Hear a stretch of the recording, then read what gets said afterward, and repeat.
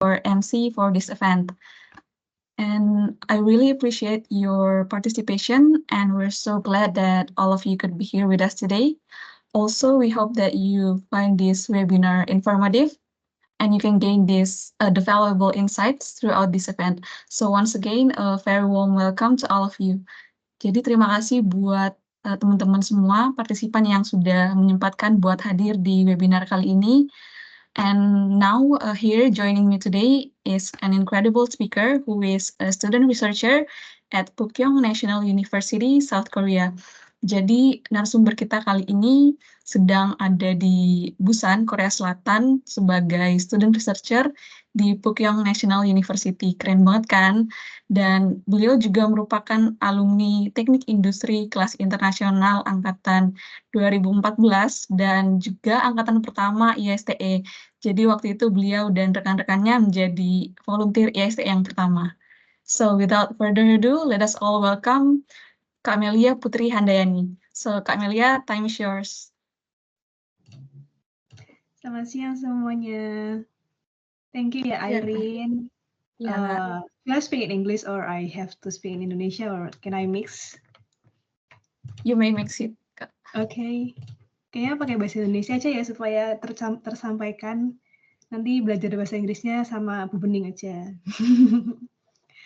Terus hari ini dapat kesempatan buat share ke teman-teman IAST dan teman-teman Atmajaya. Saya terima kasih buat waktunya.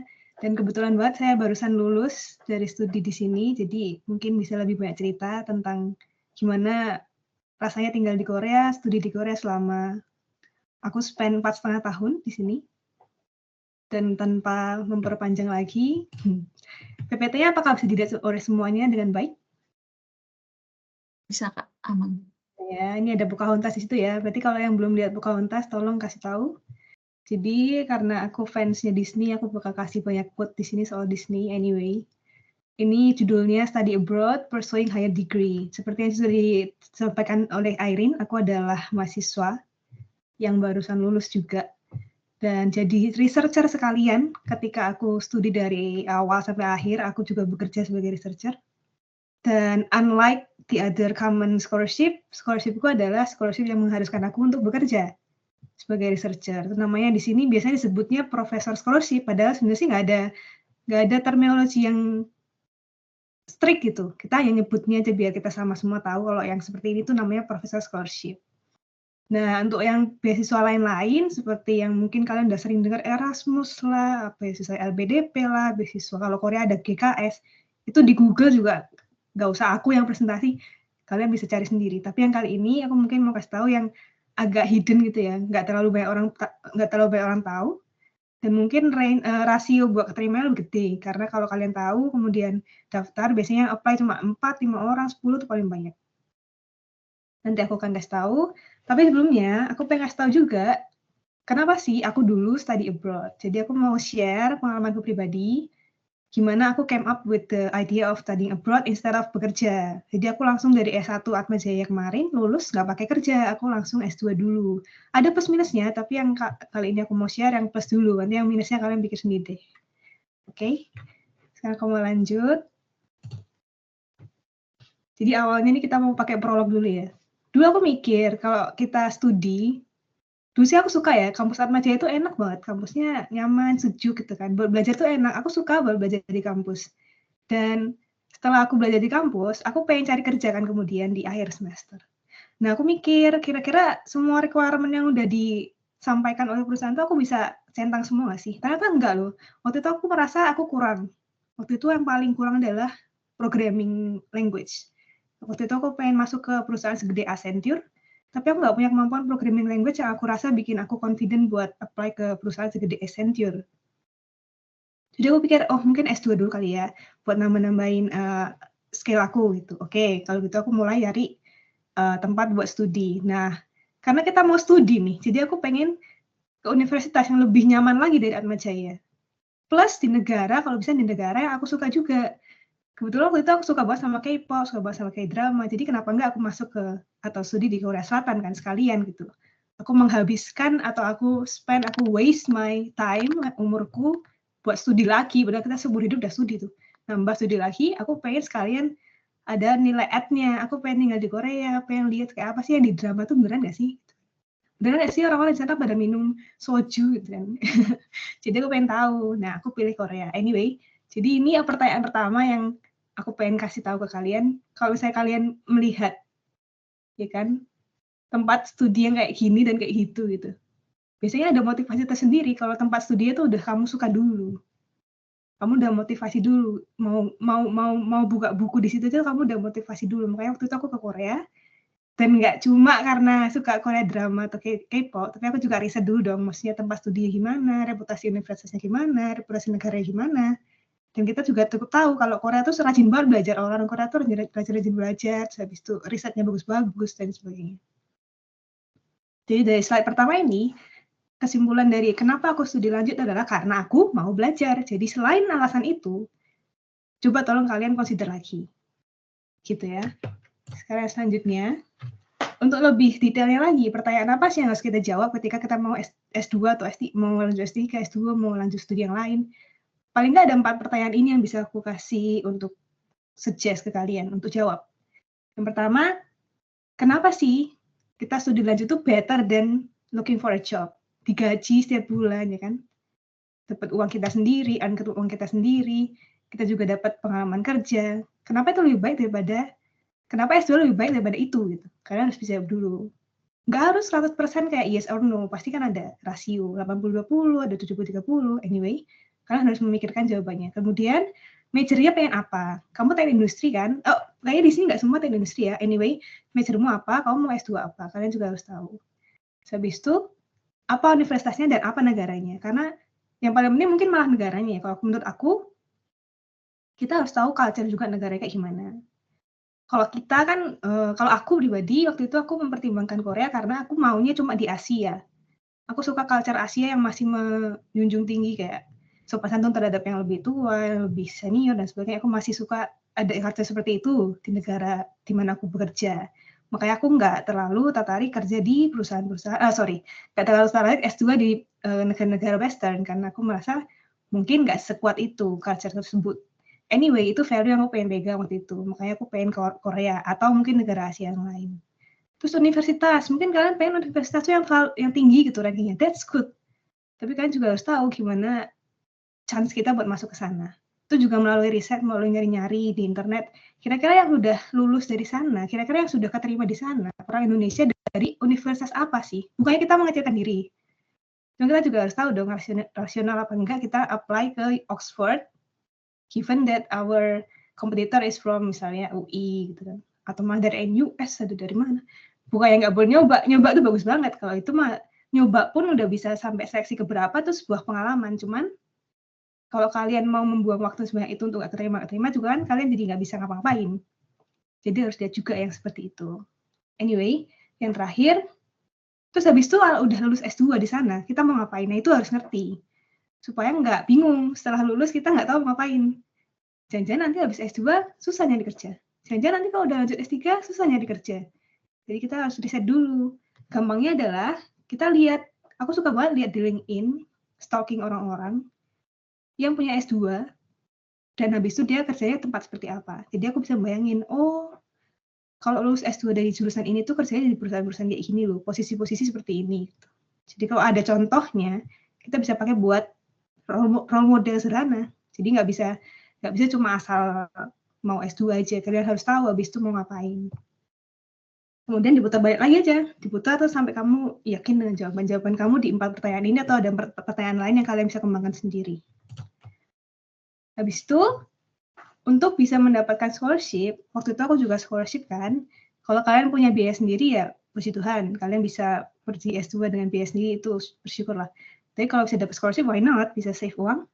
Dan kalian bisa memanfaatkan, paling nggak mengingat-ingat 4 tips ini. Yang pertama, kalian harus optimize search engine, mau Google kayak, mau sosmed kayak, mau apa kayak, yang penting internet dimanfaatkan, cari dengan teliti, rajin, lihat-lihat, dan juga lihat timingnya juga, kalau kira-kira bulan-bulan Agustus lulus nih dari S1, berarti kan kita nyari S2 ya, kira-kira ya bulan Januari, udah mulai Desember, udah mulai, atau mungkin tahun sebelumnya kamu udah research dulu. Kalau beasiswanya kayak gini tuh bukanya bulan apa sih? Kalau beasiswa yang kayak gitu tuh bukanya bulan apa sih? Kalau negara ini tuh dia mulai semester di bulan apa sih? Ada yang mulai spring, ada yang mulai fall. Kalau Indonesia kan hampir semua mulai sekolah itu biasanya Agustus. Atau kita nyebutnya di sini fall semester. Tapi di Korea ada dua. Di Korea ada yang spring semester bulan Februari, dan ada yang Agustus di fall semester. Jadi boleh cari yang seperti itu juga. Terus cari scholarship dan ada funding, mau dari apapun sumbernya silahkan cari. Terus coba pakai budgeting juga. Kadang-kadang ada scholarship yang memberitahu secara exact berapa nilai fund atau berapa nilai dana yang bisa diberikan kepada kita sebagai student. Apa tanggung jawab kita juga. Kita juga melakukan seperti itu supaya bisa komunikasi juga dengan orang tua. Karena waktu itu aku juga kan belum kerja, kita juga belum kerja, jadi kita harus kasih tahu orang tua, jaga-jaga kalau misalnya ada tambahan yang perlu orang tua support. Habis itu, terakhir, ya tadi, define targets and goals. Kamu habis S2 mau ngapain? Atau selama S2 kamu mau ngapain? Hanya studi aja? Atau mau belajar sampai tinggal di negara orang, tinggal di developed country, memahami gimana tinggal di sana, belajar bahasanya pun itu juga jadi salah satu tujuanku waktu itu untuk S2 di Korea. Jadi sekarang aku juga kalau nonton kayak drama udah nggak pakai subtitle. Habis itu, yang harus disiapin tuh biasanya commonly adalah dua kelompok ini nih. Yang satu yang harus kita siapkan secara pribadi itu biasanya application form, itu customized dari setiap pemberi beasiswa. Terus motivation letter tuh udah paling umum. Kalau misalnya nggak motivation letter, biasanya mereka tuh dan studi plan atau research plan, tergantung kamu sekolahnya daftar yang research base atau yang course base. Kalau yang research base itu kamu sambil research seperti aku. Kalau course base itu hanya sekolah, masuk kuliah, sekolah, terus habis itu tes, ujian gitu, nggak pakai riset. Jadi bisa nyari seperti apa nanti kurikulum di tempat yang kamu mau tuju. Terus CV and resume itu ya minimal ada lah. Anak S1 semester 6, 7, semester 5, 6, 7 tuh harus mulai belajar gimana cara bikin CV. Habis itu essay itu nggak selalu ada, cuman kadang-kadang kampus-kampus yang besar atau beasiswa yang besar minta essay supaya mereka bisa tahu kemampuan kalian untuk literatur, juga bisa tahu apa motivasi kalian dengan lebih runtut dan sebagainya. Kalau portfolio biasanya untuk yang mungkin bisa digambarkan di kepala kalian masing-masing. Portfolio biasanya yang ada arts-nya. Biasanya yang bentuknya kayak, misalnya kalau computer science portfolio berarti mungkin GitHub repository, coding repository, atau kalau misalnya arsitek berarti portfolio-nya gambar-gambar yang kamu buat gitu kan. Terus registration account itu biasanya kalau kita ada aplikasi online, kita akan masuk ke sistem mereka dan bikin akun. Jangan lupa passwordnya, jangan lupa emailnya, itu paling jangan kebiasaan udah biasa di auto save, habis itu kamu lupa, habis itu kalau misalnya ada terjadi sesuatu pada data kamu lupa passwordnya, nah itu lucu juga tuh. Anyway, yang kedua adalah yang to be acquired. Yang to be acquired itu harus dicari ke lembaga atau orang terkait yang bisa memberikan dokumen tersebut pada kamu. Yang pertama adalah language atau standardized test score. Yang language itu untuk negara-negara yang minta kita untuk membuktikan kemampuan bahasa kita, misalnya bahasa Inggris atau bahasa lokal. Terus kalau standardized test score itu biasanya kalau misalnya di Europe atau di Singapura atau di US mungkin ya, ada GMAT sama GRE, itu juga kadang-kadang dibutuhkan. GMAT apa GRE itu apa, nanti bisa di Google, GMAT atau GRE. Habis itu diploma, sertifikat sama transkrip itu biasanya kan ijazah sama transkrip ya, kalian sudah tahu. Terus recommendation letter itu juga penting sekali, adalah surat rekomendasi yang diberikan dari dosen kita di Atmajaya kepada kita untuk merekomendasikan kita di depan selektor scholarship committee. Jadi yang biasanya disarankan untuk recommendation letter adalah dari dosen yang benar-benar kenal dengan kalian selama kuliah. Sudah pernah kerja bareng mungkin, atau kenal kalian gimana studinya, kualitas studi kalian gimana. Habis itu kalau bisa dosen yang punya jabatan yang sudah senior, dalam arti beliau bisa membuktikan kapabilitasnya sebagai seorang recommender. Jadi misalnya kalau aku dulu yang memberikan recommendation letter ya tak lain tak bukan adalah Bu Ririn. Dulu Bu Ririn yang kasih saya recommendation letter dan akhirnya berhasil ke Korea. Habis itu Selain itu ada relevant certification, mungkin ada certification yang tertentu yang bisa relevan dengan lowongan S2 atau S3 yang kamu daftar.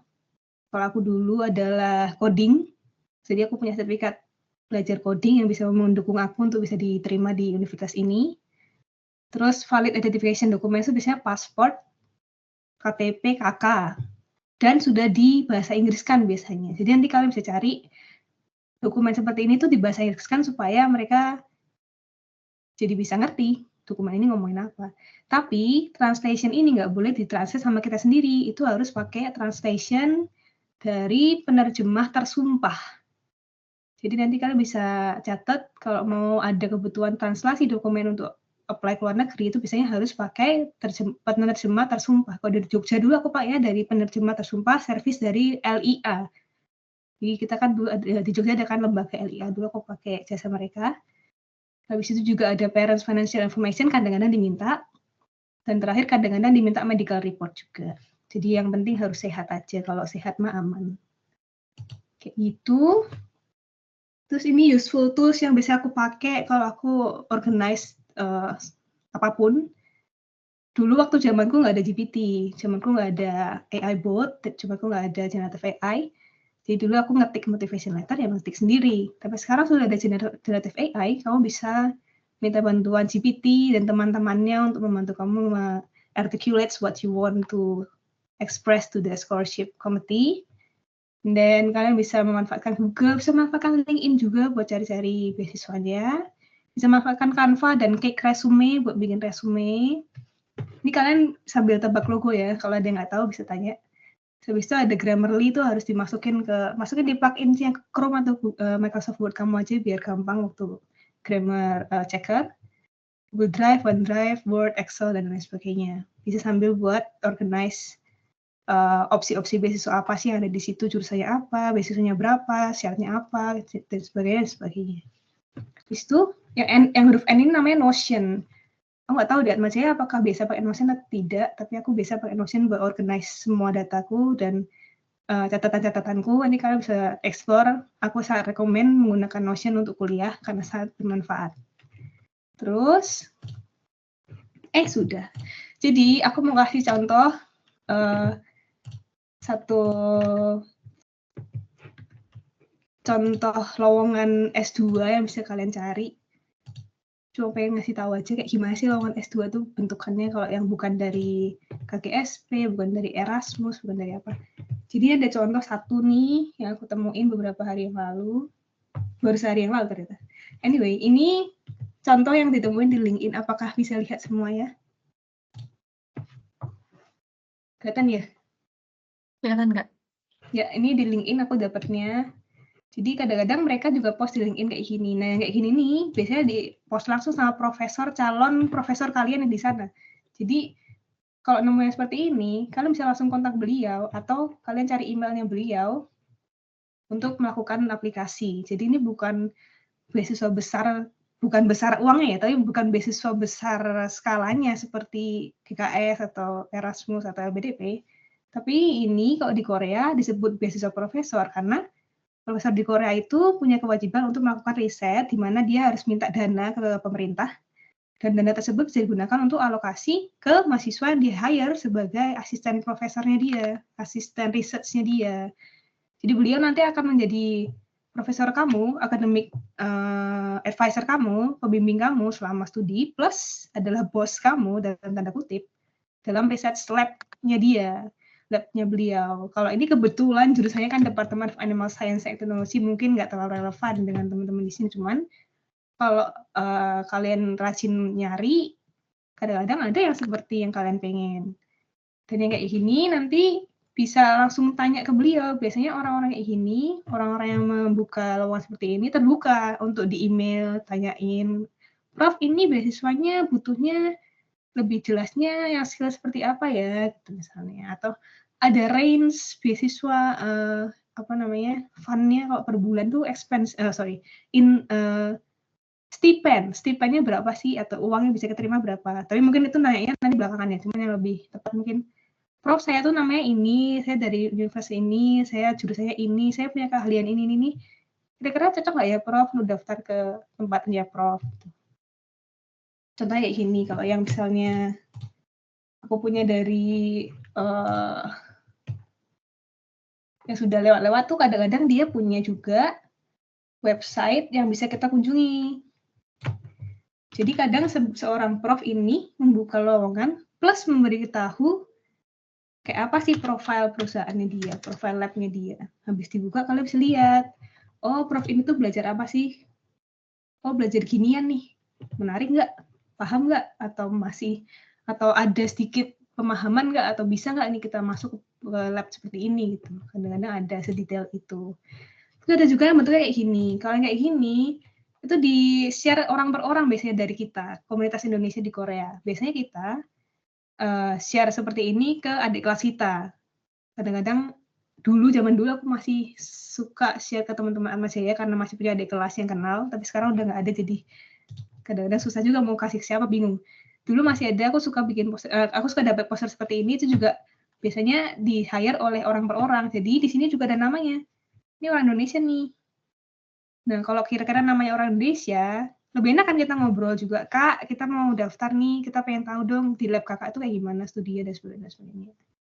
Jadi kalian juga harus selain mencari beasiswa, lowongan beasiswa di LinkedIn-nya, kalian juga mungkin bisa nyari di LinkedIn-nya pakai cari orangnya, maksudnya kalian bisa ngetik, misalnya kamu mau mana, misalnya mau ke Eropa gitu, cari aja mahasiswa Indonesia yang master student di Eropa, chat aja nggak apa-apa, tanya-tanya yang penting sopan.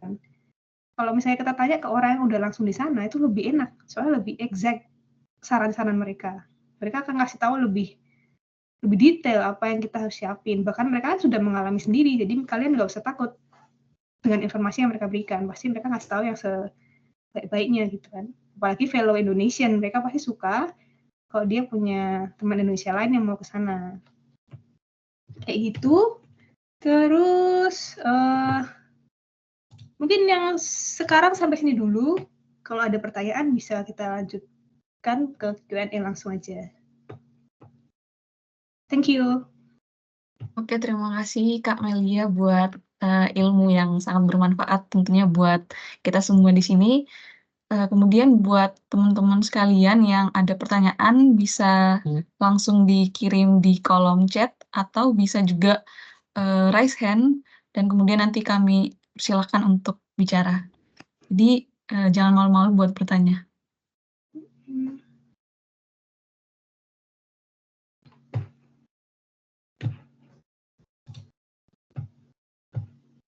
Mungkin sambil nunggu pertanyaan aku mau nanya deh. Yes. Culture shock di Korea tuh gimana sih Mbak? Maksudnya bedanya sama Indonesia itu gimana? Oke. Kalau culture shock di Korea untuk aku pribadi karena aku bisa makan babi, di sini nggak terlalu bermasalah. Tapi untuk teman-teman Indonesia yang lain yang majority-nya bukan orang yang bisa mengkonsumsi babi, di Korea itu daging tuh urutan paling murahnya adalah babi, ayam, baru sapi. Jadi kebanyakan orang di sini makan bahan utama daging itu babi. Bahkan gelatin itu kan bahan yang dipakai dicampurkan ke snack biasanya. Kalau nggak Yupi lah, ada marshmallow lah, ada apa. Gelatinnya gelatin babi. Jadi kadang-kadang di sini pun beli snack, mereka nggak bisa sembarangan, mereka harus cari snack yang nggak ada babinya. Kadang ramen aja, Indomie Korea ada babinya. Jadi kadang-kadang orang teman-teman yang di Indonesia sini susah nyari makan. Cuma kalau untuk aku yang tidak ada masalah tentang makan, mungkin yang culture shock lainnya adalah budaya minum. Nah, kalau budaya minum alkohol di sini, kalau perempuan biasanya masih lebih kayak kalau nggak mau ya udah gitu. Kalau cowok mungkin cuma diajak-ajak kayak sedikit lah, coba dikit lah gitu. Karena di sini alkohol itu kayak air putih. Di sini mereka minum kayak walaupun jangan banyak-banyak ya, tetap aja mabuk. Jadi kalian juga kalau misalnya ke Korea, terus habis itu ada culture minum, pribadi sendiri harus tahu batasnya gimana. Terus juga pelan-pelan aja minumnya, nggak usah cepet-cepet.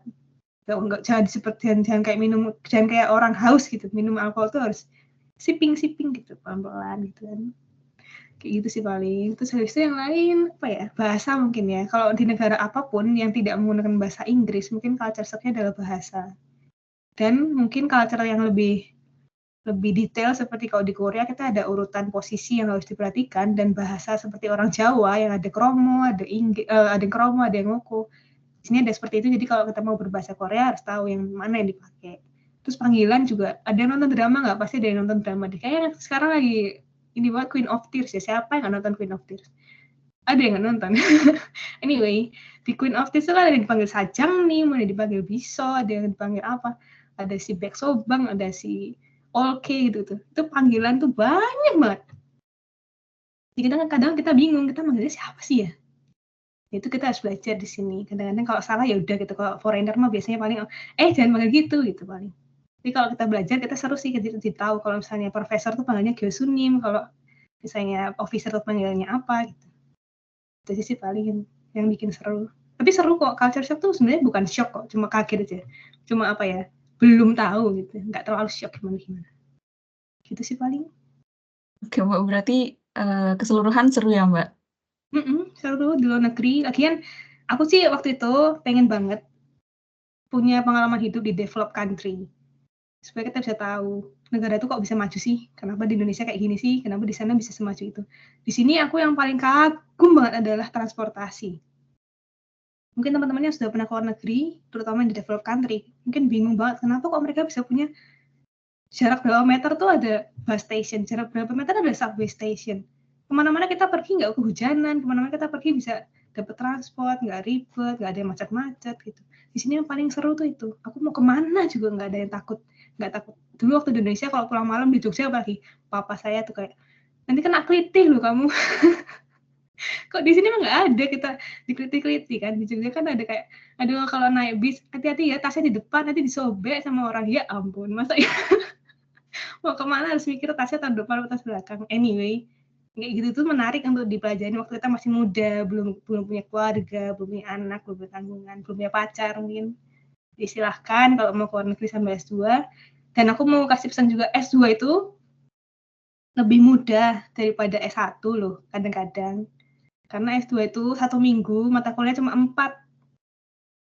S2 itu kalau kuliah 4 atau paling maksimal 6 mungkin ya. Kalian bisa tanya sih teman-teman magister yang di kampus kan ada magister. Kalian bisa lihat kurikulumnya tuh seminggu cuma 4, 5, 6. Proyeknya sih ada ya, cuma kan seru ya sama teman-teman tuh kalau ngerjain proyek seru. Aku suka sih kalau ngerjain proyek sama teman-teman. Jadi nggak akan kerasa sekolah. Rasanya seperti networking, rasanya seperti kayak main, kayak liburan bersama. Jadi kalian boleh coba cari kesempatan S2. Kayaknya ada pertanyaan juga di chat ya.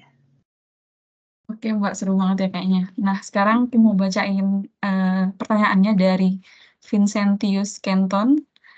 Izin bertanya, perbedaan paling signifikan saat belajar di luar negeri selain perbedaan bahasa dan budaya apa saja, Kak?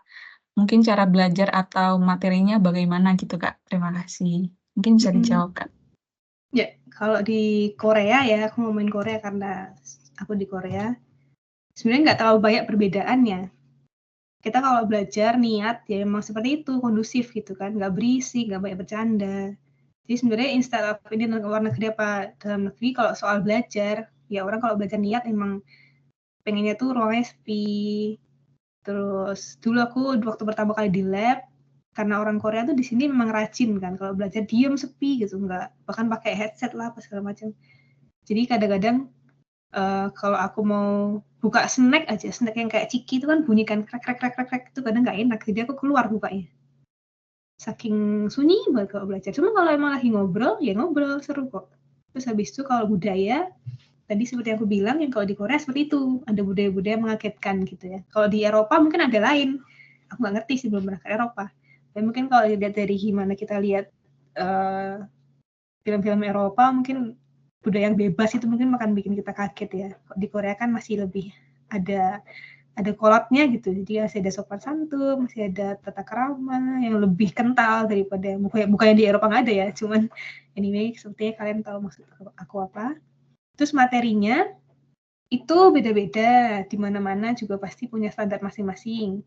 Pokoknya setiap mau S2, coba ke websitenya dan pasti ada kurikulumnya. Jadi kalian bisa search di websitenya tuh kurikulumnya apa, lengkap dari masuk sampai lulus. Jadi kalian bisa langsung bayangin, apalagi S2 itu cuma, berarti kan kalau misalnya 2 tahun aja, atau kalian yang ambil yang 1,5 tahun aja, paling mata kuliah sampai lulus cuma 12. Itu kan bisa banget tuh kalian bener-bener langsung ngeles aja. Ini mata kuliah belajar apa. Saya butuh coding, misalnya butuh R, butuh Python, kalian bisa belajar lebih dulu. Jadi bisa banget, itu nggak ada masalah soal materi belajar, budaya, bahasa tuh nggak ada masalah. Kalau bahasa yang butuh bahasa lokal, nah itu mungkin harus belajar lebih dulu. Dulu aku pribadi emang suka Korea. Jadi aku nggak even ada plan S2 pun aku belajar bahasa Korea sendiri. Orang aku waktu itu suka nonton anime atau suka dengerin lagu kan, jadi aku suka translate sendiri gitu. Belajar sendiri. Jadi kalau kalian ada kesukaan seperti itu lebih baik. Tapi kalau nggak ada, ya harus menentukan motivasiku apa belajar bahasa ini. Tapi kebanyakan juga negara-negara sekarang tuh kayaknya beasiswa pun akan memberikan kesempatan untuk kita foreigner belajar dalam bahasa Inggris, jadi nggak perlu tahu bahasa lokal. Paling bahasa lokal kita belajar di tempat aja, maksudnya when you come there, you try to speak or you try to learn the daily basis phrases gitu kan, kayak kondisinya annyeonghaseyo lah, kamsahamnida, menyo, chusamamida gitu, paling gitu doang. Gitu sih paling kalau yang pertanyaan nomor 1. Oke, terima kasih. Mungkin untuk Kenton sudah jelas belum ya? Semoga sudah jelas ya. Nah, pertanyaan kedua dari Henny Helena.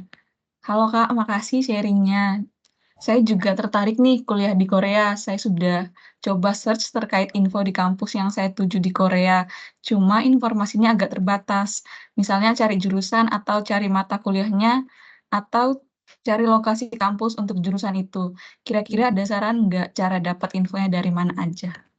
Oke. Yang pertama kalau Korea itu yang paling istilahnya Bible-nya beasiswa Korea itu semua dokumen yang bisa kamu dapat di Global Korean Scholarship website. Jadi kalau kamu Google, mungkin aku bisa demonstrasiin sedikit. Kalau kita Google, ada Korean Government Scholarship Program, ya kan? Mungkin kamu pernah dengar, ya kan, GKS Global Korean Scholarship Program. Di sini tuh suka ada website dokumen-dokumen yang bisa kita download. Ups, mungkin bisa kasih PDF gini. Nah.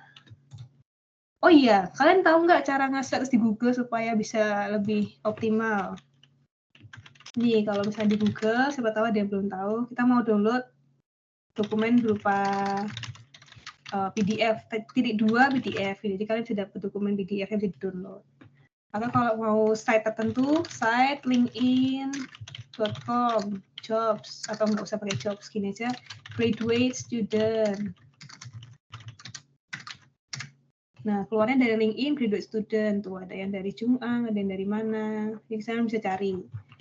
Terus, ini karena aku buaya pakai incognito, supaya nggak masuk ke history, mungkin kadang-kadang nggak bisa dibuka. Tapi kalau kalian bukanya di tempat yang biasa, kalian pasti bisa buka. Yang penting kalian login di LinkedIn kalian masing-masing. Anyway, jadi aku mau jelasin soal ini ya.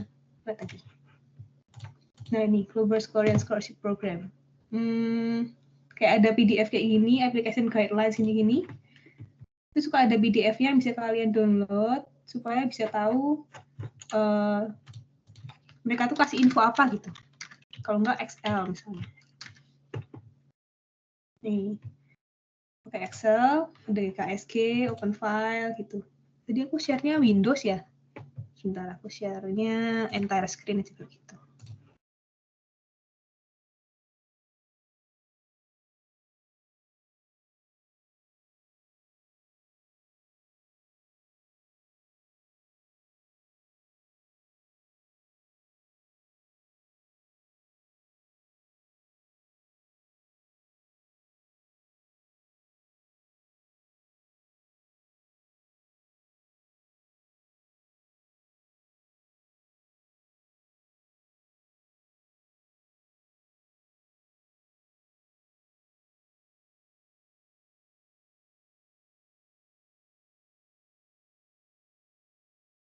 Oh, maaf Kak, maaf motong. Ini kayaknya belum di-unmute ya? Oh ya, sorry. Oke, makasih. Ini kadang-kadang ada data kayak gini, tapi aku saat ini tidak menemukan. Tapi biasanya ada listnya universitas yang kita bisa download. Jadi coba dicari lagi deh. Soalnya sekarang aku lagi nggak punya. Mungkin yang SDP ini mungkin ada kali. Coba ya. Oh, don't think so. Kayaknya harus coba cari lagi ya. Di sini biasanya ada listnya berapa yang diterima lah, syaratnya apa. Ini ada kuotanya juga. Indonesia 99 kuota orangnya satu kali. Ini aplikasi. Habis itu paling list of the campusnya harus cari lagi deh. Aku yakin ada kok. Dulu aku pernah lihat. Jadi kayak gitu ya cara carinya. Mungkin bisa dicoba nanti. Saya ulang lagi. Bisa ke Google. Terus habis itu cari PKS atau misalnya Erasmus deh. Erasmus Scholarship. Ambil aja data PDF. Biasanya data PDF itu kan bisa di-download jadi lebih banyak data yang bisa diambil. Atau nggak langsung ke website-nya dulu, nge-search gitu kan. Kalau udah lihat-lihat, ada yang bingung, baru tanya lagi ke Google. Pokoknya cari semua dulu sumbernya, sambil di-organize, nanti kalian bisa dapat infonya lebih jelas. Mungkin kayak gitu cara waktu itu aku lakuin. Terus aku dulu pakai Notion, tapi sekarang Notionku udah nggak ada page yang related to scholarship. Tapi aku pernah mau kenalin Notion, jadi kalau pakai Notion itu, kita bisa bikin page kayak gini, supaya kita bisa bedain misalnya scholarship 1, scholarship 2, scholarship 3 gitu. Jadi di sini kita bisa masukin data.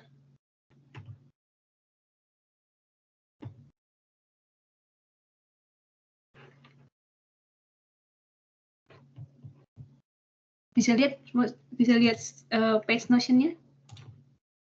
Bisa nggak? Jadi pakai Notion nanti bisa misalnya bedain scholarship-nya apa, ada jurusan apa, segala macam. Terus di sini kita bisa store data. Ini datanya berupa ini apa ya waktu itu? PDF kah? Oh iya, PDF. Jadi kalau bisa simpan PDF di sini, nanti bisa difilter based on apa. Jadi kalian bisa nyoba Notion ini buat masukin data-data kalian kalau lagi search macam-macam. Gitu sih paling kalau untuk nyari beasiswa, jurusan apa, kampus apa, segala macam. Semoga cukup jelas. Oke, Henny, udah jelas belum? Iya. Atau ada yang mau ditanyain lagi?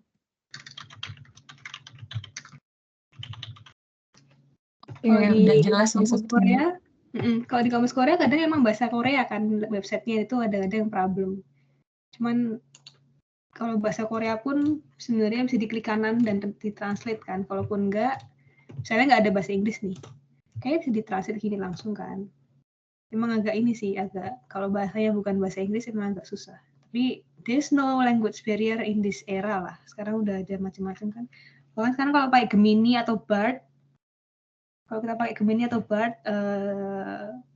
ChatGPT-nya Google, kan bisa ini kan pakai screenshot, pakai image buat nge-translate dokumen dalam bahasa apapun di mereka. Jadi sepertinya bisa lah. Mungkin memang butuh extra effort untuk negara-negara yang tidak berbahasa Inggris, tapi nanti juga kalau dapat kan hasilnya juga oke.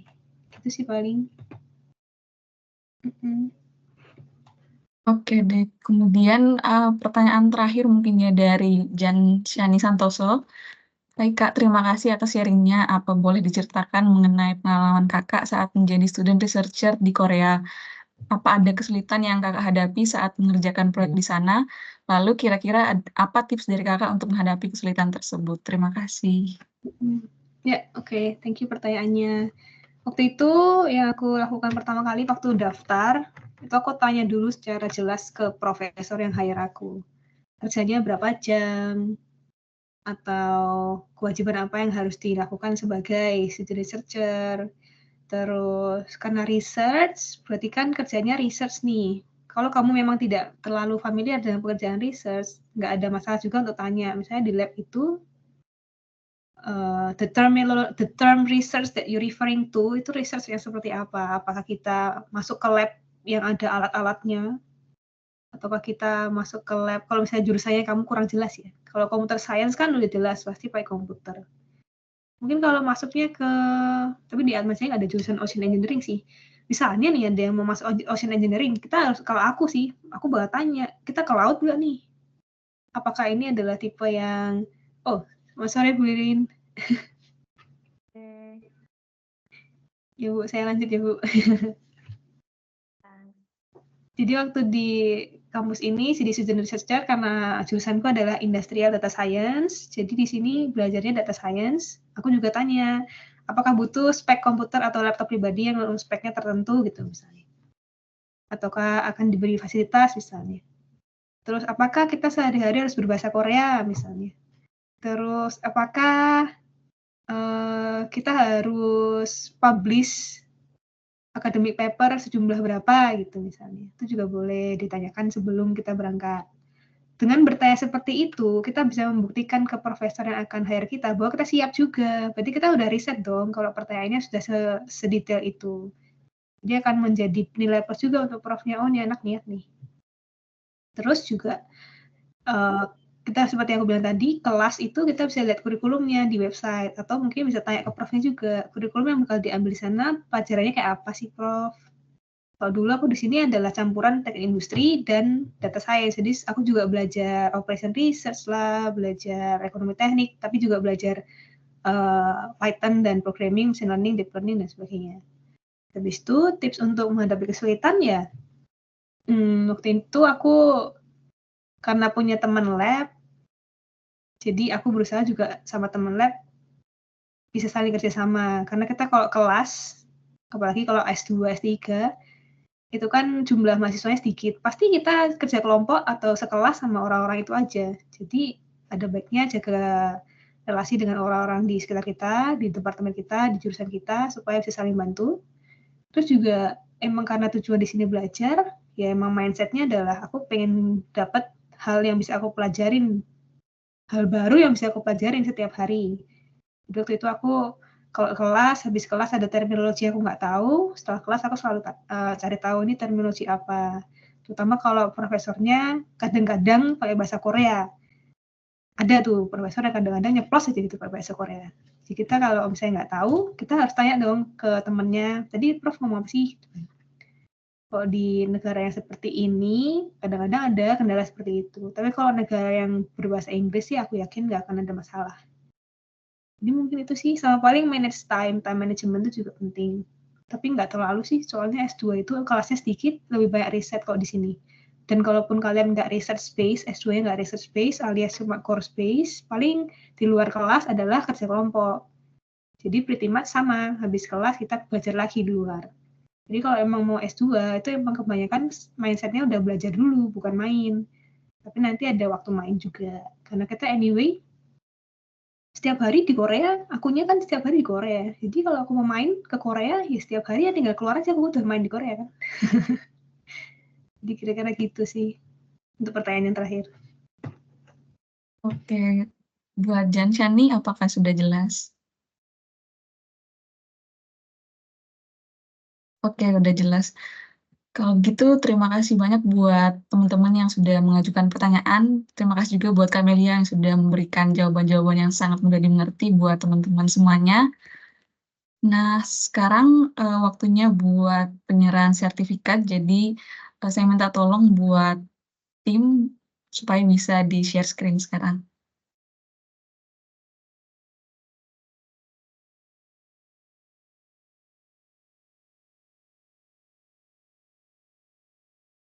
Mungkin, oke. Saya bacakan Certificate of Appreciation. This certificate is proudly presented to Melia Putri Handayani as a speaker in the IAEST Internship Abroad Part 3, Discover the Importance of International Experience on April 18th, 2024 via Microsoft Teams, signed by National Secretary of IAEST Indonesia, Professor Dr. Engineer Ririn Diar Astanti, ST MMT, and President of IAEST Indonesia, Janshani Santoso. Kemudian untuk tim dokumentasi bisa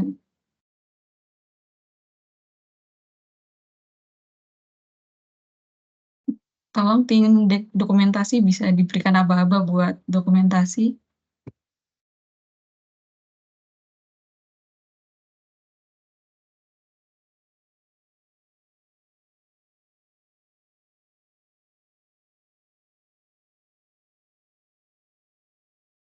Oke, sepertinya sudah.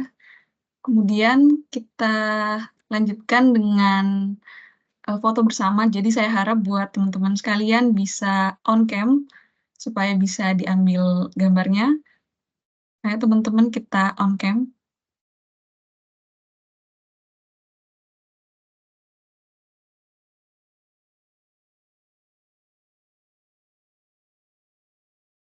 Dan juga buat tim dokumentasi, minta tolong berikan aba-aba buat capture-nya.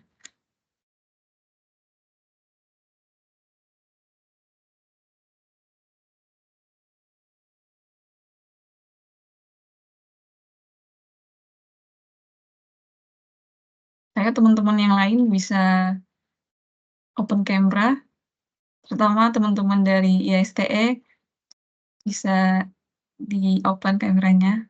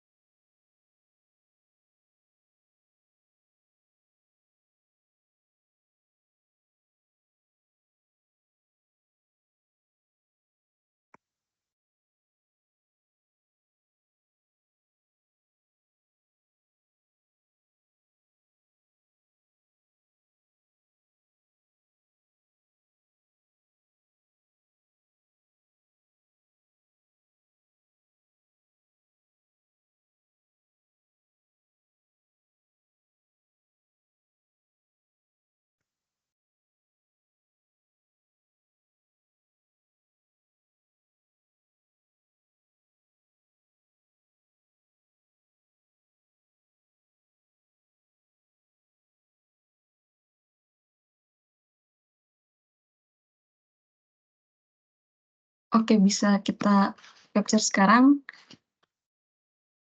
1, 2, 3, cheers.